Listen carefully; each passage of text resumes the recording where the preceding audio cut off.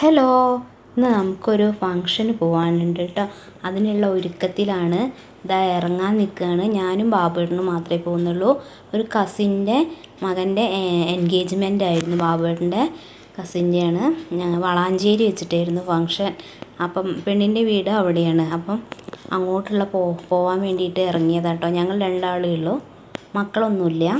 അങ്ങനെ ഇറങ്ങി. എപ്പോഴെങ്കിലുമൊക്കെ ഇങ്ങനത്തെ ഫങ്ഷനൊക്കെ സാരി ഉടുക്കാറുള്ളൂ. അങ്ങനെ ഏകദേശമൊക്കെ എത്താറായി തുടങ്ങി. വളാഞ്ചേരി കോട്ടയ്ക്കൊന്നും എല്ലാവരും ഉണ്ടായിരുന്നു. അങ്ങനെ വെട്ടിച്ചിറ ടോൾ പിരിവിൻ്റെ അവിടെ എത്തി.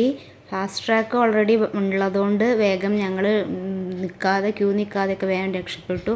പിന്നെ ഓഡിറ്റോറിയത്തിലെത്തി. പിന്നെ അതിൻ്റെ ഓരോ ചടങ്ങുകളൊക്കെ ഉണ്ടായിരുന്നു.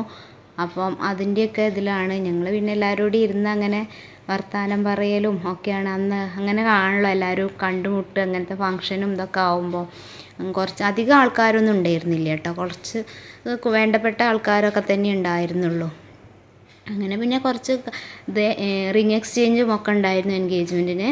അതൊക്കെ കഴിഞ്ഞ് ഞങ്ങൾ പിന്നെ അവിടുന്ന് വേഗം ഫുഡ് കഴിക്കാനൊക്കെ പോകാമെന്ന് വിചാരിച്ചിട്ട് അങ്ങനെ നിന്നു. പിന്നെ അപ്പോഴേക്ക് എന്താ വെച്ചാൽ ഏട്ടനൊക്കെ ക്ഷണിക്കാൻ പോകാണ്ടായിരുന്നു. കല്യാണം ആയി തുടങ്ങിയല്ലോ.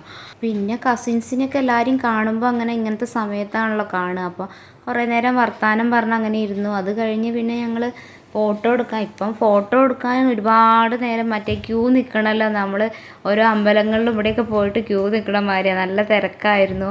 പിന്നെ ഞങ്ങളങ്ങനെ കയറി ഫോട്ടോ ഒക്കെ എടുത്തു. അത് കഴിഞ്ഞ് സദ്യ ഉണ്ണാൻ വേണ്ടിയിട്ട് ഇരുന്നു. നല്ല സദ്യയായിരുന്നു കേട്ടോ. 2 പായസമൊക്കെ ഉണ്ടായിരുന്നു. പരിപ്പും അടപ്പായസവും ഒക്കെ ഉണ്ടായിരുന്നു.